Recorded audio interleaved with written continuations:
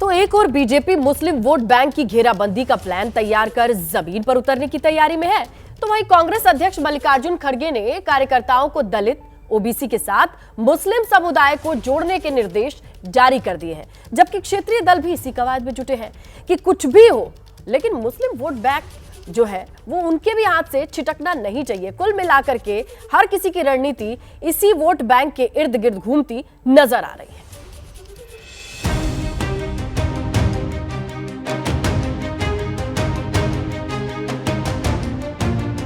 जैसे जैसे वक्त का पहिया लोकसभा चुनाव की ओर घूम रहा है, मुस्लिम समुदाय के दरवाजे पर कांग्रेस ने दस्तक तेज कर दी है।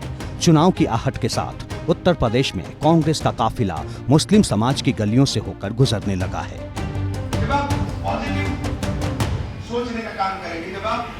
उत्तर प्रदेश हो या फिर दक्षिण भारत का कर्नाटक और तेलंगाना, कांग्रेस की कोशिश दलित, मुस्लिम और ओबीसी वोट बैंक का गठजोड़ तैयार कर दिल्ली के राजपथ का रास्ता तय करने की है।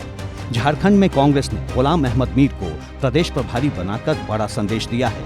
वहीं राहुल गांधी की भारत जोड़ो न्याय यात्रा के रास्ते में ज्यादातर मुस्लिम बहुल लोकसभा सीटों को जोड़ा गया है। जबकि यूपी में 20 दिसंबर से शुरू हुई कांग्रेस की यात्रा का रुख भी मुस्लिम मतदाताओं की ही ओर है। 20 दिसंबर को कांग्रेस ने सहारनपुर से यात्रा की शुरुआत की। यात्रा के रूट मैप में पड़ने वाले 11 में से 7 जिले मुस्लिम बहुल हैं।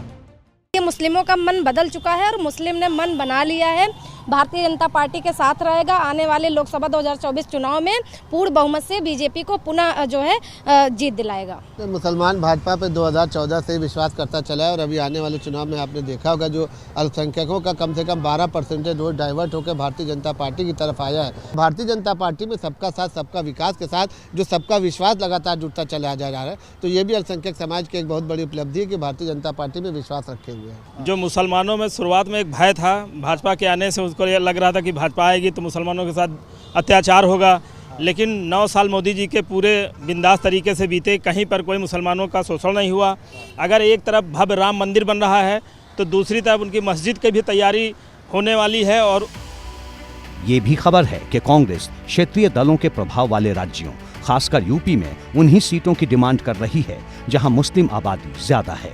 यानी कांग्रेस की नजर मुस्लिम मतदाताओं पर है, जबकि समाजवादी पार्टी, आम आदमी पार्टी, टीएमसी, बीएसपी, आरजेडी और जेडीयू जैसे दल भी मुस्लिम वोट बैंक पर अपनी पकड़ मजबूत करने में जुटे हैं। अब सवाल है कि मुस्लिम मतदाता किधर जाएंगे और नतीजों के बाद किसके सपने बिखर जाएंगे।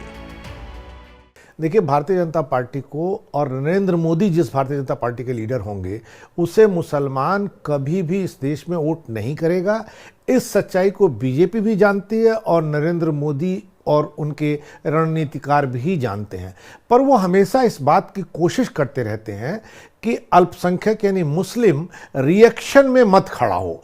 तो ये जो मोदी भाईजान है रिएक्शन में मत खड़ा हो, और अगर रिएक्शन में खड़ा होता है तो उसका जवाब हो, उसकी रणनीति है, ये उसी का हिस्सा है। बीजेपी के साथ कितने फीसदी मुस्लिम मतदाता जोड़ेंगे? 2019 के मुकाबले बीजेपी मुस्लिम वोट बैंक के मामले में कितनी बढ़त हासिल करेगी? चुनाव जैसे जैसे करीब आ रहे हैं ये सवाल बड़ा हो रहा है, क्योंकि बीजेपी एक ओर मुस्लिमों को जोड़ने की बात कर रही है तो दूसरी ओर CAA और यूनिफॉर्म सिविल कोड को भी लागू करने की बात कह रही है। ऐसे में विपक्ष का दावा है कि मुस्लिम मतदाता पिछले चुनाव की तरह ही इस बार भी बीजेपी के साथ नहीं जाने वाले। देखिए, इतिहास बताता है इन 9 सालों में मुसलमानों को सिवाय सताने का दूसरा काम तो हुआ नहीं है। मुसलमानों की सिवाय दिल आज़ारी करने का और कोई तो काम नहीं हुआ। कहीं हिजाब पे पाबंदियाँ हो रही हैं तो कहीं नमाज पे हो रही हैं, कहीं अजान पे हो रही हैं, कहीं मस्जिद पे तो कहीं मदरसों के ऊपर। तो ये भाईजान जो हैं, ये भाईजान हैं नपुर शर्मा के, मुस्लिम महिलाओं के नहीं है। वो मुसलमान जिसका ईमान मोहम्मदुर रसूल अल्लाह के ऊपर है, उसकी शान में गुस्ताखी करने वाली औरत को क्या कोई सज़ा दी गई थी? तो ये तो वो लोग हैं कि ये पीछे से लात मारते हैं और उम्मीद ये करते हैं कि हम थैंक यू कहें।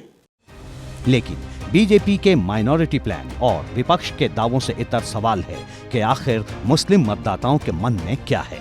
क्या आने वाले लोकसभा चुनाव में मुस्लिम समुदाय का वोटिंग पैटर्न बीजेपी के मन मुताबिक होगा, या फिर बीजेपी और मुस्लिम के बीच खाई बरकरार रहेगी?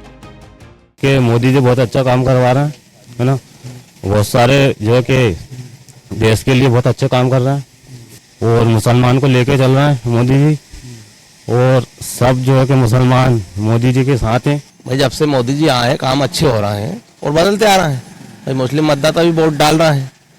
भाई अब ये तो क्या है कि बातें जो चलती रहती हैं, भाई राजनीति में जो जिस पार्टी का है वो उस पार्टी की बात करता है। वैसे मुसलमानों को बहुत फायदा है, बहुत सुकून में है। ज्यादातर इलाकों में मुस्लिम मतदाताओं की राय बंटी हुई है, क्योंकि उसके सामने अयोध्या में राम मंदिर निर्माण का मुद्दा भी है, जिसे लेकर ओवैसी से लेकर दूसरे दलों के नेता माहौल बनाने में जुटे हैं। लेकिन इस बात से इनकार नहीं किया जा सकता कि लाभार्थी योजनाएं और प्रधानमंत्री नरेंद्र मोदी का चेहरा मुस्लिम मोर्चे पर भी बड़ी भूमिका निभा सकता है। मतलब हमारा देश जो लोकतांत्रिक देश है, उस देश में हमने देखा है कि कहीं ना कहीं मोदी फैक्टर अभी कहीं काम नहीं कर रहा है। कांग्रेस पार्टी हमेशा से कांग्रेस मुसलमानों का साथ दी है। अगर आप देखते हैं लाभार्थियों की लिस्ट में, तो हमारी आबादी जैसे अभी मेरे भाई बोल रहे थे 14% है, लेकिन अगर हम मकानों में प्रधानमंत्री आवास या गैस कनेक्शन में देखते हैं तो 35 से 40% मुस्लिम लोगों को लाभान्वित किया है। तो अगर हम लोग लाभान्वित कर रहे हैं हमारे मोदी जी, तो हमारे मुस्लिम भाई क्यों नहीं उनके साथ जाएंगे? तो वो हक रखते हैं मोदी भाईजान बनने का। कुल मिलाकर कहें तो दिल्ली विजय के सबसे बड़े दंगल में मुसलमान और उनसे जुड़े मुद्दे चर्चा के केंद्र में रहने वाले हैं, जिसकी झलक अभी से नजर आने लगी है।